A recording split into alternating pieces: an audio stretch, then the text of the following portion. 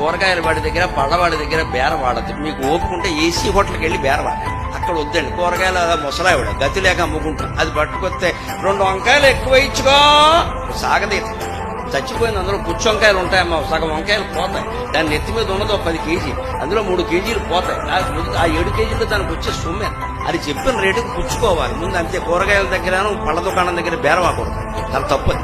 ఏదో పాత పేపర్లు అమ్ముకునే దరిద్రపు మేళాలు కూడా ఉన్నారు ప్రపంచం. పాత పేపర్లు దానం ఇచ్చేయాలి, అమ్ముకోవడం పెట్టండి నికృష్ట పని. అదే చదివేశాం పేపర్, అదేదో అయిపోయింది, ఎవరికో ఇచ్చేయాలి. అవి కూడా కూర్చుని చిల్లరకోటి చిట్టెమ్మలా ఇక్కడ కూర్చుని ఇక్కడ తక్కడ సరిగ్గా చూసు. ధర్మకాట సుప్రీంకోర్టు జడ్జి పనికిరాడు ఇక్కడ. ఇంత చేస్తే వచ్చేది 30 రూపాయలు 40 రూపాయలు. ఏం చేసుకుంటావమ్మా? అదే వచ్చిన వాడిని పట్టుకెళ్ళిపోవాయి అంటే నీ కాళ్ళకి దండం పెట్టి పట్టుకెళ్ళి ఆ ఉన్న గూడు కూడా శుభ్రంగా తుడిచేస్తాడు. అది దానం. ఆ మాత్రం కూడా దానం వేయలేము. పాత బట్టలు దానం వేయలేము, పాత పేపర్లు దానం వేయలేము, పాత వస్తువులు కూడా అమ్మేయడమే. అదే అమ్మయ్య.